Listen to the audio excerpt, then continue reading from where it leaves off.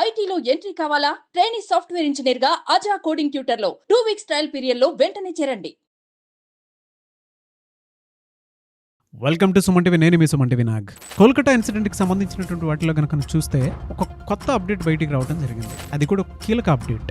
ఎవరైతే నిందితుడు ఉన్నాడో అదంతా నేను చెయ్యలేదు,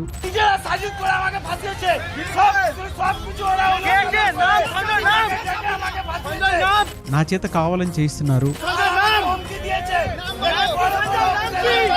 అని గట్టిగా అరవటం, అంటే పోలీసులు ఎప్పుడైతే తీసుకుని వెళ్తున్నారో గట్టిగా అరవటం, ఒక వీడియో క్లిప్ కూడా బయటికి రావడం జరిగింది. అతనే సంజయ్ రాయ్. ఏం జరిగింది, వాటికి సంబంధించినటువంటి అప్డేట్స్ ఏంటి అనేది ఈరోజు మనతో పాటు హైకోర్టు అడ్వకేట్ రవీంద్రనాథ్ గారు ఉన్నారు. ఇది వారి మాటలోనే తీసుకున్నాం. Hello sir. హాయ్ అండి నాగరాజ్ గారు. సార్, గత కొద్ది రోజులుగా నేను కోల్కతా ఇన్సిడెంట్కి సంబంధించినటువంటి కొన్ని కీలక విషయాలు రోజు అప్డేట్ రూపంలో మాట్లాడుకోవడం జరిగింది. అయితే ఒక బ్రేకింగ్ న్యూస్ లాగా ఒక విషయం బయటికి రావడం జరిగింది. ఇదంతా కావాలని చేయించారు అనేటువంటి విషయాన్ని చెప్పడం జరిగింది. ఆ అప్డేట్ ఏంటి సార్ అసలు? సంజయ్ రాయ్, ఇప్పటి వరకు మనం కూడా ఈ Kolkata RG Kar medical college case సంబంధించి, ముఖ్యంగా ఆర్జీకర్ మెడికల్ కాలేజీలో అత్యాచారానికి సంబంధించి కీలకమైన ప్రధాన నిందితుడిగా మనం చెప్తున్నటువంటి సంజయ్ రాయ్ని ఈరోజు సిల్డా సెషన్స్ కోర్టులో ఆయన్ని ప్రవేశపెట్టడం జరిగింది. మనం గతం నుంచి అనుకుంటున్నాం, నవంబర్ 8న కూడా ఒక ట్రయల్ నడిచింది. నవంబర్ 11th నుంచి కూడా ప్రతిరోజు ఈ యొక్క కోర్టు ట్రయల్స్ జరుగుతాయని మనం చెప్పడం జరిగింది. ఇదే రోజు సెల్డా సెషన్స్ కోర్టులో ఉంటుంది, at the same time Kolkata హైకోర్టులో ఉంటుంది, అట్ ద సేమ్ టైం సుప్రీంకోర్టులో కూడా ట్రయల్స్ జరుగుతున్నాయి. అయితే సెల్డా సెషన్స్ కోర్టుకు మాత్రమే ఇక్కడ సంజయ్ రాయ్ మాత్రం అటెండ్ అవుతున్నాడు. ఈ కేసులో ప్రధాన నిందితుడిగా ఎవరైతే మనం చెప్తున్న సంజయ్ రాయ్, ఈ యొక్క సెల్డా సెషన్స్ కోర్టులో ఇతను ఇక్కడ అభియోగం ఎదుర్కొన్న వ్యక్తి, ఇతను ట్రయల్స్ ఎదుర్కొంటున్నాడు. అయితే మనకి ఇక్కడ కీలకమైన విషయం ఏంటంటే, సెషన్స్ కోర్టులో ఇన్ హౌస్ కెమెరా అంటారు. అంటే ఇటువంటి ఈ రేప్ అండ్ మర్డర్ కేసు సంబంధించినటువంటి అత్యాచారానికి సంబంధించి టోటల్గా ఓపెన్ ఫోరంలో ఇటువంటి కేసు యొక్క ట్రయల్స్ అనేది జరగవు. ఇట్స్ కోర్టు యొక్క ప్రొసీడింగ్స్, దాని సిస్టమ్స్ ప్రకారం. అయితే లాస్ట్ టైం మనం చెప్పాం ఇన్ హౌస్ కెమెరా ఎలా చేస్తారో కూడా మనం చెప్పడం జరిగింది. అయితే ఈ యొక్క ఇన్ హౌస్ కెమెరాలో ప్రధానంగా ఉన్నటువంటి జడ్జి గారు, అట్ ద సేమ్ టైం ఈ కేసుకు సంబంధించినటువంటి అడ్వకేట్స్, అలాగే ఈ నిందితుడు, ఈ కేసుకు సంబంధించిన ఎవరైతే సిబిఐ డిపార్ట్మెంట్ వాళ్ళు ఉన్నారో వాళ్ళు సమర్పించిన సాక్షి ఆధారాలు, ఇవి మాత్రమే, దానికి సంబంధించిన ఒక లిమిటెడ్ బోర్డు మెంబర్స్ మాత్రమే అక్కడ ప్రెజెన్స్ ఉంటుంది. అయితే ఈరోజు ఈ కోర్టులో ఈ ఇన్ హౌస్ కెమెరాలో ఏదైతే జరిగిందో టోటల్గా అంతా కూడా వీడియో షూట్ చేస్తారు. ఎట్ ద సేమ్ టైం ఈరోజు ఎవరైతే చనిపోయినటువంటి విక్టిమ్ మనం చెప్తున్నామో ఆ అభయకి సంబంధించినటువంటి పేరెంట్స్ కూడా ఈరోజు ఈ కోర్టులో వాళ్ళు కూడా పార్టిసిపేట్ చేయడం జరిగింది. This is the actual today scenario. ఇది జరుగుతున్న సిచ్యువేషన్లో కవితా సర్కార్ గారు ఇప్పటికే 2 సార్లు ఈమెకి జ్యుడిషియల్ కస్టడీలో తీసుకున్నప్పుడు కొన్ని విషయాలు మనకు వెలుగులోకి వచ్చాయి. అందులో ఏం చెప్పారంటే, నా ఎవరైతే క్లయింట్ ఉన్నారో ఇతను సంజయ్ రాయ్ పూర్తిగా నిర్దోషి, ఇతను ఫ్రేమ్ చేయబడ్డాడు ఈ కేసుకు సంబంధించి, అంతే తప్ప ఇతను పూర్తిగా ప్రధాన నిందితుడు కాదు. వీలైతే బెయిల్ ఇప్పించే ప్రయత్నం కోసం అనేక రకాల ప్రయత్నాలు చేశారు కవితా సర్కార్ గారు. ఈరోజు కూడా ఇదే సెషన్స్ కోర్టులో అతనికి బెయిల్ ఇచ్చే ప్రయత్నం చేశారు. కానీ ఛార్జ్ షీట్ అయితే ఎప్పుడైతే ఫైల్ చేశారు కాబట్టి ఛార్జ్ షీట్ ట్రయల్స్ ఉన్న భాగంలో బెయిల్ ఇచ్చే అవకాశం లేదు. ఈ విషయాన్ని మళ్ళీ జడ్జి గారు ఒక విషయం చెప్పడం జరిగింది. ఆల్రెడీ ట్రయల్స్లో ఉన్నటువంటి విషయం కాబట్టి, ఆల్రెడీ డిస్కషన్ ఉంది కాబట్టి ఈ టైంలో బెయిల్ ఇచ్చే ప్రసక్తి అని చెప్పి ఇమీడియట్గా కవితా సర్కార్ ఫస్ట్ మినిట్లోనే ఈ బెయిల్ పిటిషన్ పెట్టడం జరిగింది. ఇమీడియట్గా జడ్జి గారు దాన్ని త్రోసిపుచ్చారు.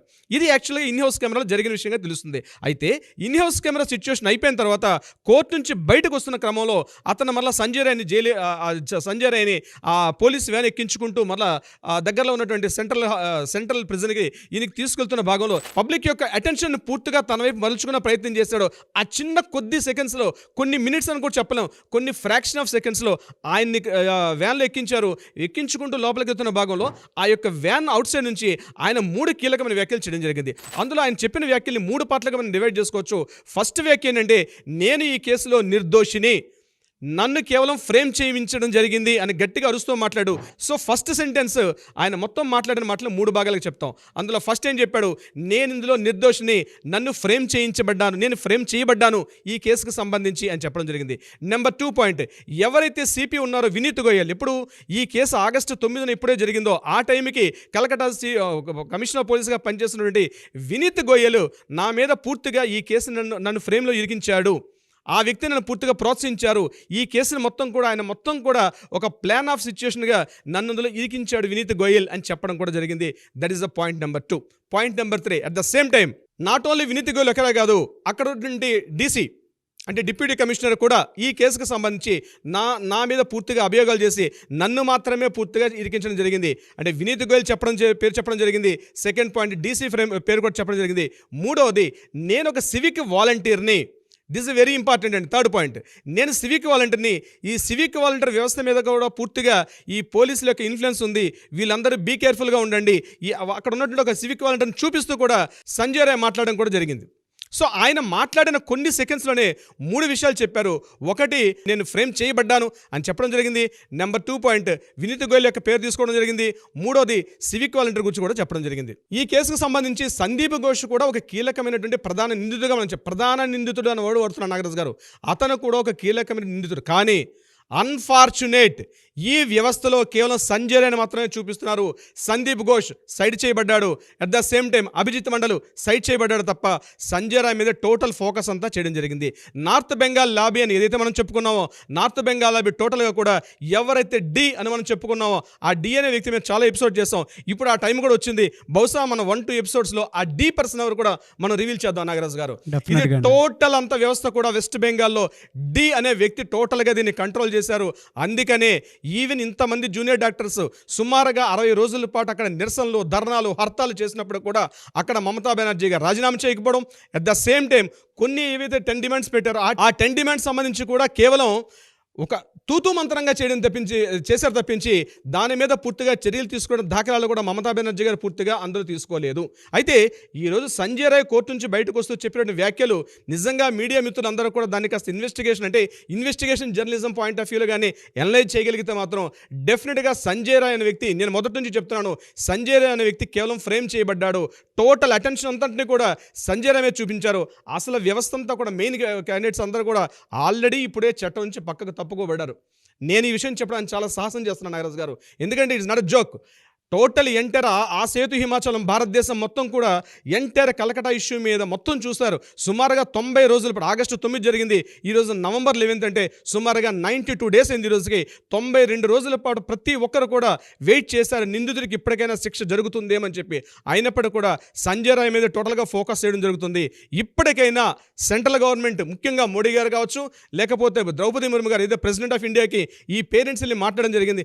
ఇప్పటికైనా ఒక కమిటీ వేసి, ఇది జ్యుడిషియరీ చేస్తున్నారు, 100% జ్యుడిషియరీ తన సిస్టమ్ చేస్తుంది, చట్టానికి ఎవరు అతీతులు కారు. అయినప్పటికీ కూడా ఈ వ్యవస్థ పూర్తిగా ఏదైతే వెస్ట్ బెంగాల్ మీద జరుగుతున్న వ్యవస్థ ఏదైతే ఉందో, ఇక్కడ ఒక కంప్లీట్గా కమిటీ వేసి, ఒక కమిషన్ వేసి, ఈ ప్రత్యేక దర్యాప్తు బృందం సిబిఐ మీద ఎవరికి కూడా సరైనటువంటి అవగాహన లేదు. ముఖ్యంగా అవగాహన అంటే ఈ వర్డ్ ఎందుకు వాడుతున్నానంటే, అవగాహన విషయం అంటే ఈ కేసు మీద దర్యాప్తు చేస్తున్నటువంటి ఈ స్వతంత్ర దర్యాప్తు సంస్థ సిబిఐ మీద ఇప్పటికీ కూడా ఎవరికి కూడా నమ్మకం అన్నది జూనియర్ డాక్టర్స్ ఎప్పుడూ తీసేశారు.